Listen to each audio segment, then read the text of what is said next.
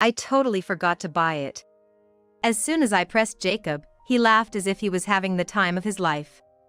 He definitely did it on purpose, not buying a ticket just for me. Jacob, you're such a klutz. My mother-in-law, holding her stomach from laughing too hard, called out to Jacob. Everyone was roaring with laughter, and I felt really sick. That's fine. I'm going home, I said with a sigh. Ah, go ahead. Someone like you wouldn't fit in at a fancy in any way. It's probably for the best, Jacob said with a grin. Don't go splurging on dining out just because you're alone. I'll be checking the receipts later, my mother-in-law said condescendingly with a chuckle. Well, since that's settled, let's head out. My father-in-law, looking pleased, called out to Jacob and the others, and they headed towards the boarding gate. How much more could these people look down on me? I'll never forgive them. I took out my smartphone and called someone. Surely, the three of them would regret this. I'm Olivia Williams. I turned 50 this year. Currently, I live with my husband Jacob. We live in close distance but separate from my in-laws, about a 15-minute walk from our house. I met Jacob more than 20 years after becoming a working adult. At my current job, I'm tasked with sales. Lately, I haven't been able to meet my quota, and going to work every day has been depressing. Naturally, my mood has been low. In such circumstances, sales numbers naturally don't follow. Being scolded by my boss for poor sales performance, I grew even more reluctant to go to work. I felt like I was caught in a negative loop. That's when I met Jacob. Our meeting place was the break room in the 10-story building where I worked. This building houses several companies, and there's a shared break room on the 3rd floor. During lunch break, female employees from other floors would eat their brought-from-home lunches there. When I was being scolded by my boss, I often rested in this break room. And today, after being loudly reprimanded by my boss in front of everyone for not meeting my quota. When I was sitting alone on a chair, feeling down, Jacob approached me. Are you okay? You look kind of down. Actually. Having been approached by Jacob, whom I'd never met before, I confided in him about my work troubles. Perhaps because he wasn't from the same company, I felt I could talk to him more freely. Jacob listened to me with empathy. After we finished talking, Jacob said to me, From now on, I'll listen to you. So, let's exchange contact info. Thank you. I was about to cry from his kindness, but I managed to answer with a smile. I think I had already fallen for Jacob by that time. Jacob and I started getting along better from there. Gradually, we began dating, and after a while, we started a relationship. A year into our relationship, Jacob proposed, and we decided to get married. Right after we got engaged, I met his parents. Looking forward to having you in the family. About financial help, just do what you can without overextending, his mother said with a smile, seeming kind. Once you're married to Jacob, let's all go on a trip together, his father said with a hearty laugh. His father seemed like an ordinary guy, which put me at ease. Then, the two of us decided not to have children. I was in my late 40s when I married Jacob. Having a child at this point would be too physically demanding. Plus, Jacob said he wanted to live a life with some financial freedom. I want to take care of my parents too, he mentioned. I also wanted to focus on my career, so I happily agreed to his proposal. And so, we bought a new house together. We pooled our savings for the purchase, so it was a small house, but we could afford to pay in full. We would become even happier from there. I believed that. However, I came to realize that was all an illusion. I've been frequently troubled by my in-laws since we got married. For example, their sudden visits. Since Jacob and I started living in our new house, his parents would come over without any notice. Then, they'd point out in detail how I was lacking as a housewife. At worst, they'd rummage through our fridge or closets without permission and scrutinize everything. And then scream at me. What's with this fridge? Only the cheapest beef from the supermarket? Is this what you feed Jacob? His mother would scream as soon as she opened the fridge today too. What can I say to that? We had spent our savings on buying the house in one go. So we were trying to save money where we could. So, I was at a loss when his mother complained. I had no choice but to endure her criticisms. Then, one day, his parents were over at our place again today. His mother, as usual, brought a large paper bag, intending to take something back with her. Initially, his parents would come empty-handed, but after a few visits, they started bringing large paper bags. And they took away a bunch of groceries and household items every time. Everything they took was paid for out of my pocket. I grew increasingly uncomfortable with his parents' lack of restraint. As I was puzzled by his parents' behavior, his mother grabbed a dress from my closet. What's this dress? It looks expensive. Wasting money again. Ah, that's... I couldn't help but raise my voice. His mother was holding my dress, flaunting it. Seeing that dress, I turned pale. Mom, please don't open it without permission. And that dress was a birthday gift from my mother. Please, give it back. I pleaded desperately to get my dress back from her. Actually, this dress was something my mother had always treasured. For work, my mother would wear branded dresses when visiting clients. This dress was given to me by my mother, saying, "You're at a good age now, Olivia. It's time for you to become a dignified woman like me." That's why I couldn't let my mother-in-law take it. But she just smirked when she saw the dress. It's too early for you to have such a nice dress. I'll wear it for you. You should be grateful. How can you say that? It was a birthday present from my mother. I felt like crying. Then, Jacob, having watched the whole thing, laughed and said, "Mom's offering to wear it for you, you should be grateful. You're a part of the Williams family now. Listening to Mom is part of your duties as a wife, right?" Jacob always used part of the Williams family to try and get me to give in. It wasn't the first time. The first weekend after we got married, when I was summoned to do weeding at his parents' house early in the morning, Jacob said the same thing. It's a tradition for the Williams family wives, so get on with it. Jacob acted as if he was someone of higher status by virtue of his family. But I didn't want to give up the dress.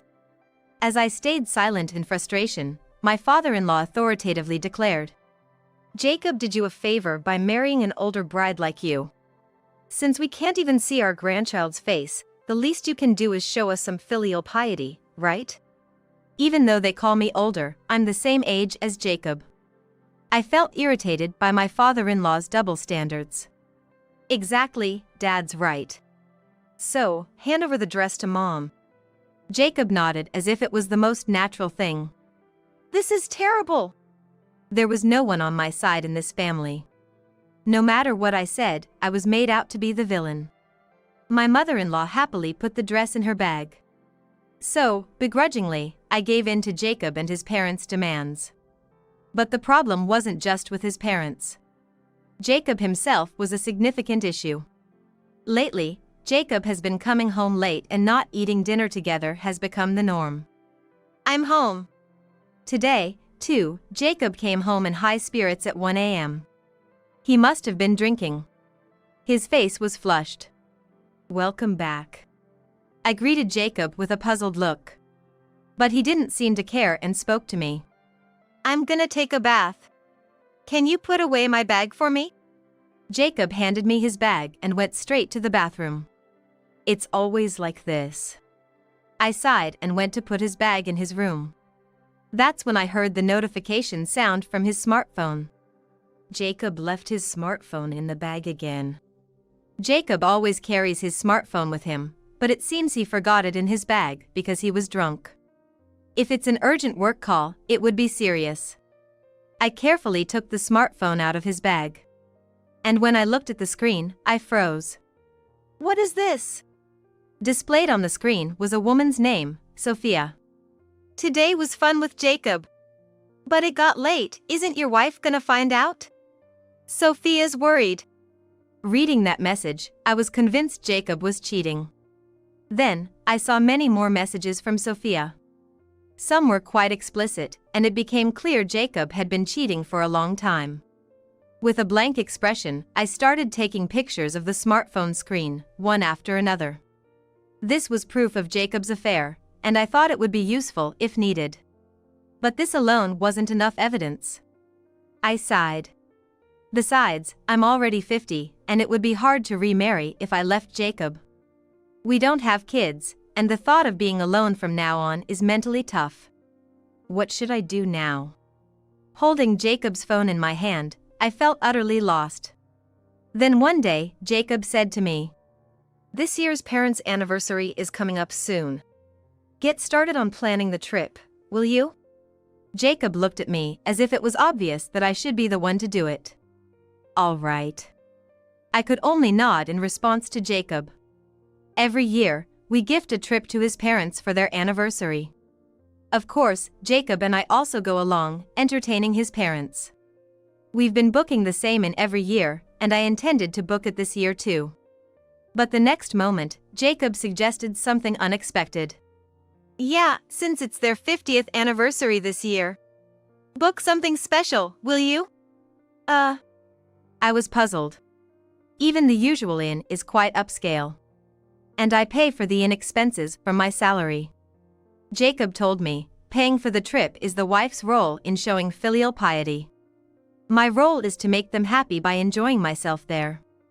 So, booking a more expensive inn would be a greater burden on me.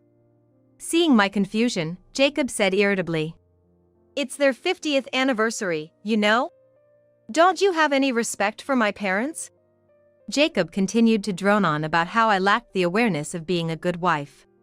Tired of Jacob's preaching, I just said, "All right," and ended the conversation. When thinking of a higher grade inn, only one came to mind. And its reservation process was a bit unique. After successfully making the reservation, I spoke to Jacob. "I've booked the inn." Jacob smirked and taunted. "Better be an inn that meets my standards. Won't accept it if it's shabby." Jacob looked like he was finding fault on purpose with a malicious face. I sighed at Jacob and responded, "It's a distance away by plane, but it's a respectable inn. See, you should be satisfied with this," showing him the inn's homepage on my phone. Jacob nodded in satisfaction. "Well, this passes. Have you booked the flight?" "Not yet. It shouldn't be crowded around this time, and it's a weekday." "I don't think there will be any problem with booking the flight," I answered, and Jacob said something unexpected. "I'll book the flight for us." That is a sudden offer from Jacob, who had never lifted a finger before. I was surprised and asked, "Really?" Jacob smiled brightly. "Yeah. You've always been doing so much, Olivia. I can at least handle booking the flight. Thanks for everything." "Thank you." I sincerely thanked Jacob. I thought Jacob was finally starting to cooperate. Maybe Jacob was beginning to change. I was hopeful. However, my decision at this moment would greatly shake things up. On the day of the trip, Jacob went ahead to pick up his parents, so I was supposed to meet them at the airport. "Sorry to keep you waiting." As I appeared with mine and Jacob's luggage, they were already at the meeting spot. And for some reason, Jacob and his parents were grinning. I had a bad feeling about this. As I thought this and looked at Jacob and his parents' hands, they each had a plane ticket. I asked Jacob, "Can I have my plane ticket too?" Then, Jacob said something unbelievable the next moment. "I forgot to buy it." Jacob was laughing as if it was amusing. "Just mine." I couldn't believe it and asked Jacob. "Yeah, I bought for my parents, though," he said, still grinning. That attitude made me realize he definitely did it on purpose, not buying a ticket just for me. "Jacob, you're such a klutz." His mother, holding her stomach from laughing too hard, called out to him. Everyone was laughing uproariously, and I really felt sick. "That's fine. I'll just go home," I said with a sigh. Go ahead. Someone like you wouldn't fit in at a fancy inn anyway. It's probably for the best," Jacob said with a grin.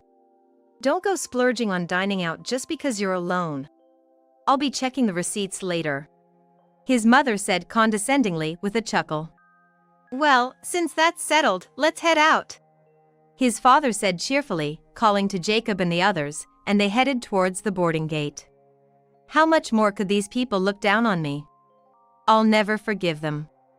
I took out my smartphone and called someone. Then, I immediately purchased a ticket for a different flight than Jacob and his parents. Surely, the three of them would regret this. At 3 p.m. that evening, I received a call. My phone was on silent, so it didn't ring, but it was Jacob. Just as I thought. I smirked and ignored the call. Actually, the flight Jacob and his parents were on was a morning flight. Check-in was at 3 p.m., so they were probably going to enjoy some sightseeing upon arrival. I went ahead to the fancy inn we were supposed to stay at, leaving Jacob and his parents behind.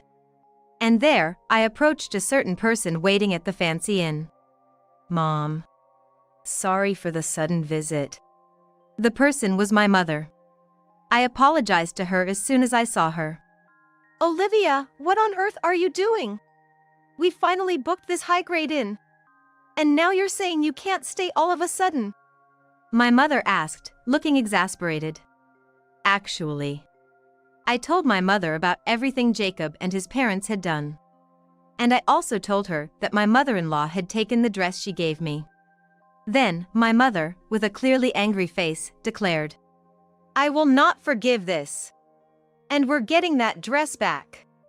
And so, my mother and I devised a plan. We earnestly pleaded with the innkeeper for her cooperation. Once we had a rough plan in place, Jacob and his parents arrived at the inn. I spotted Jacob and discreetly hid behind the front desk.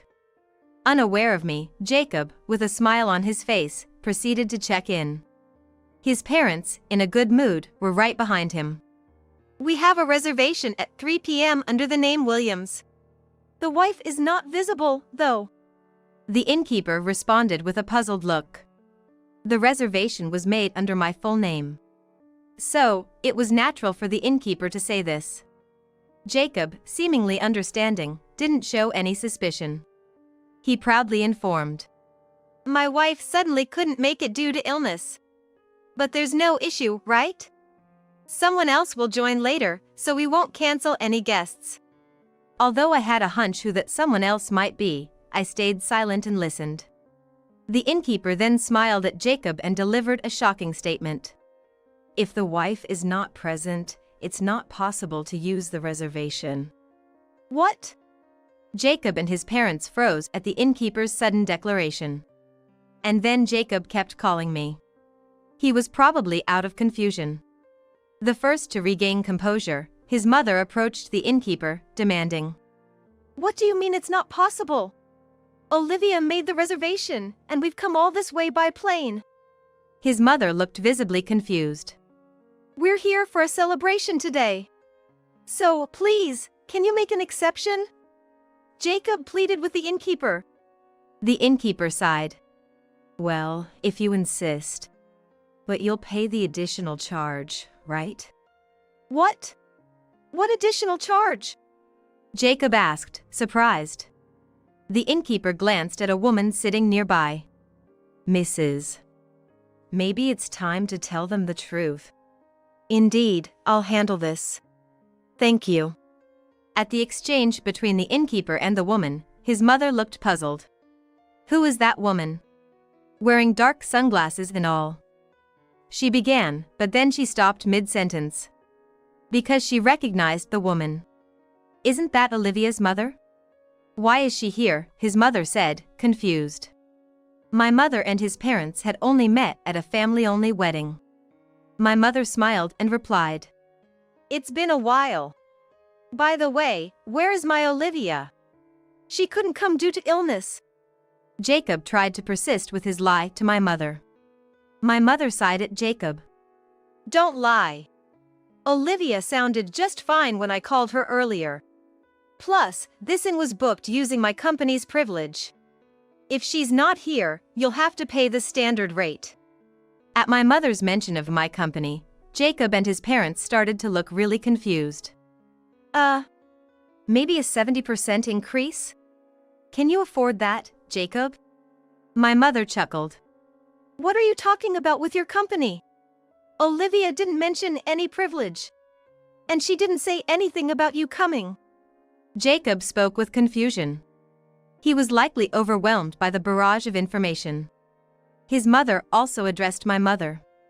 Are you talking about a corporate benefit from your company? Even for lower-level employees? Must be a small company to have such generous benefits. Her sharp words made my mother's brow furrow. I hadn't talked much about my mother to Jacob or his parents. Since they never asked for details, I never brought it up. So, their shock at my mother's next words was understandable. Me? I'm the president of Kia Group. Olivia is in line to be the next president, my mother said with a smile. Kia Group, as in the major corporation, his mother exclaimed loudly. Jacob and his father were visibly stunned. Kia Group is one of the leading travel agencies in the country. They were managing inns and restaurants among other ventures. In fact, this inn is under our group. That allowed us to use it at a significant discount. Kia Group is a family business, with leadership passed down through our lineage. And the current president of Kia Group is my mother. Jacob, I know where Olivia works, but it's not Kia Group. Are you trying to deceive us with lies? Jacob glared at my mother. Jacob and I work in different companies within the same building. That is why he made that comment. My mother laughed heartily, finding the situation amusing. That company is just a temporary assignment. Olivia is indeed part of Kia Group. She's done with her training and is planning to return to the headquarters the year after next, she said, tossing her business card to Jacob. Jacob turned pale as he looked at the card.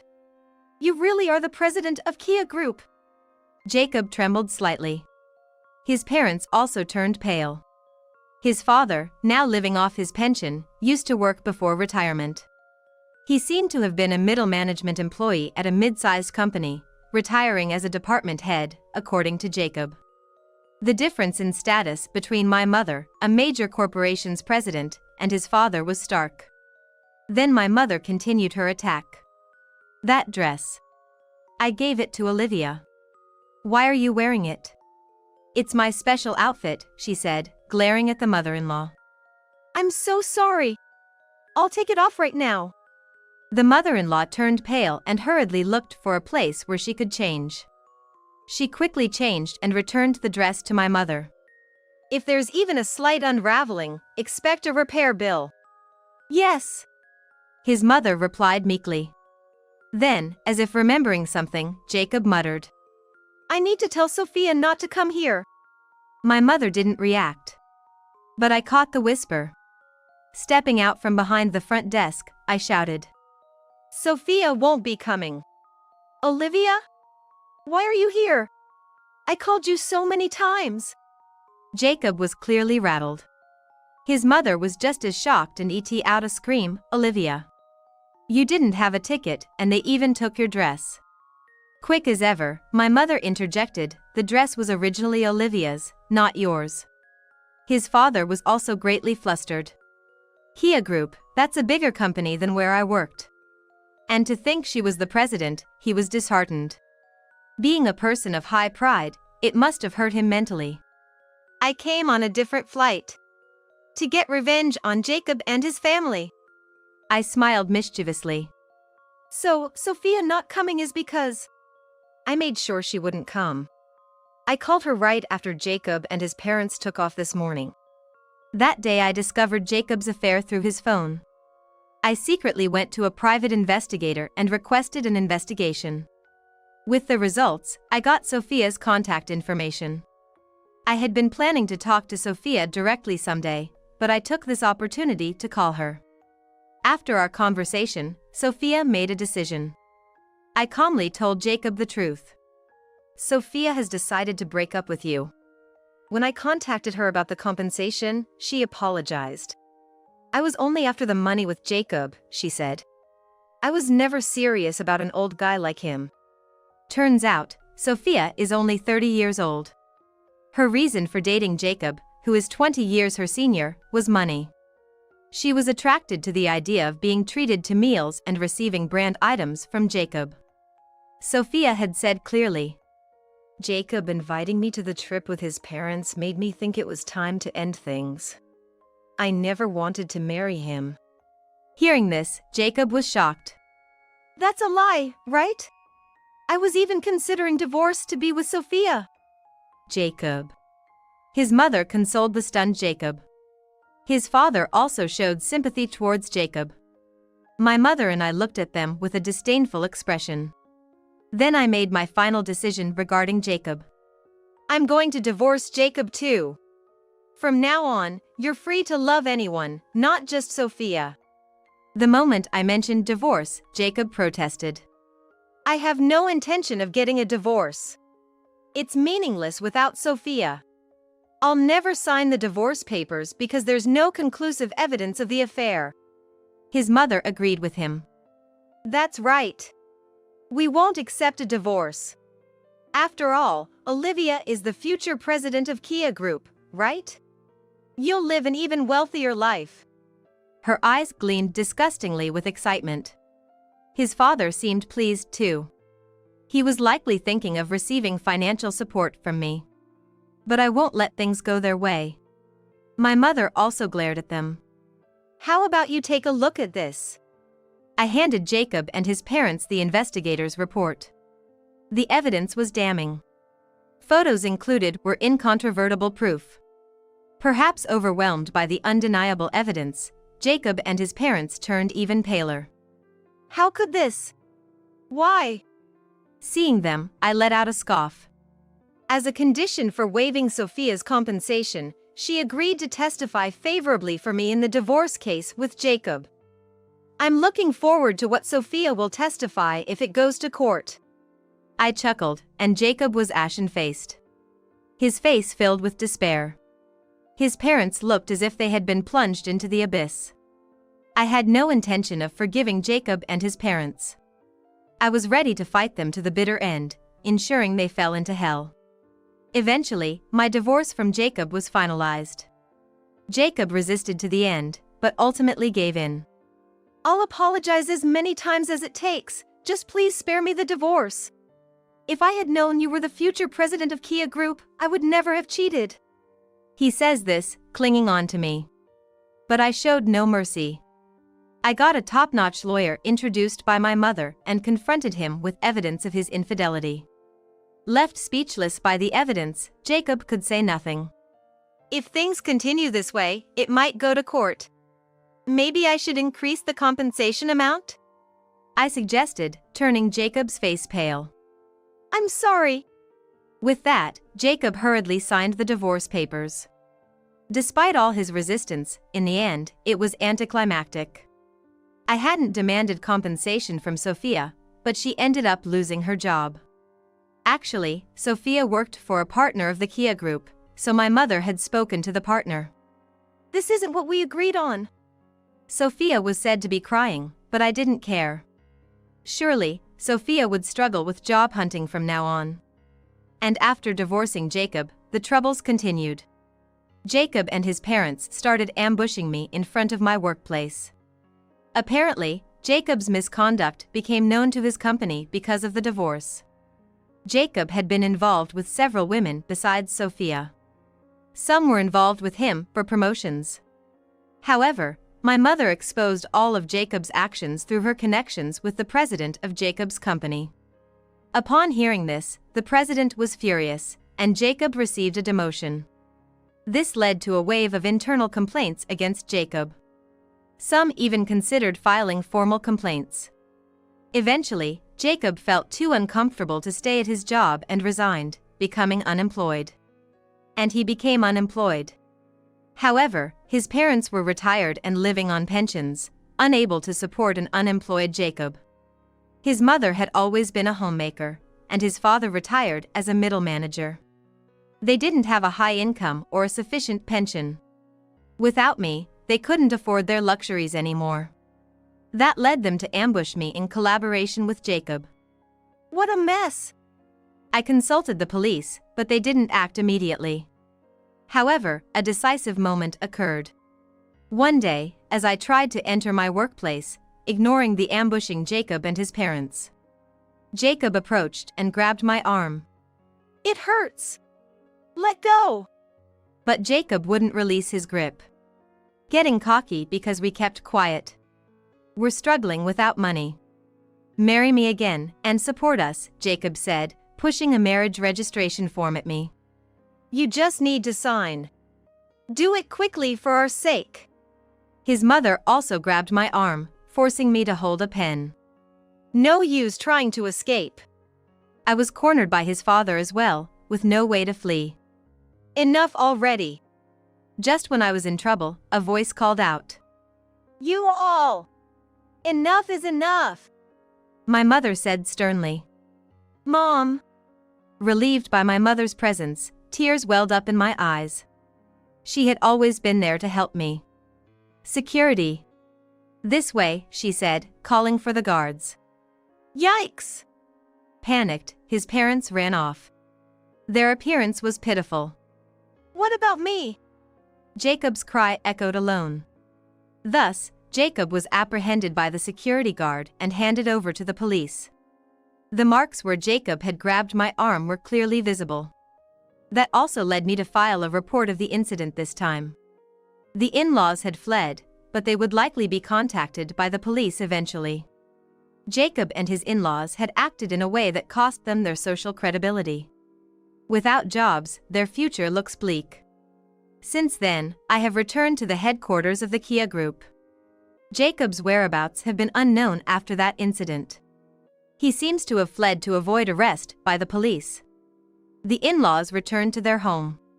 The police visited them there to inquire about the situation voluntarily. For my safety, I changed my workplace. Although I could have continued my assignment at the previous company, I was supposed to return next year anyway. My mother decided it wouldn't be a problem to return now. Since coming back to the Kia Group headquarters, my days have been hectic. During my assignment, I was involved in sales, accounting, planning, and various other departments.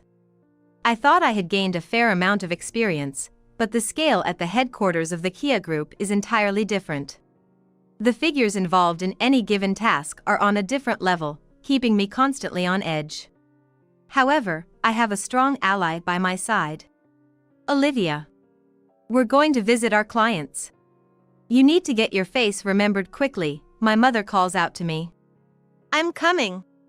I hurry after my mother. This busyness helps me forget the painful past with Jacob and his family. And for my mother, who has been there for me during tough times, I feel nothing but gratitude. To repay her, I keep moving forward every day.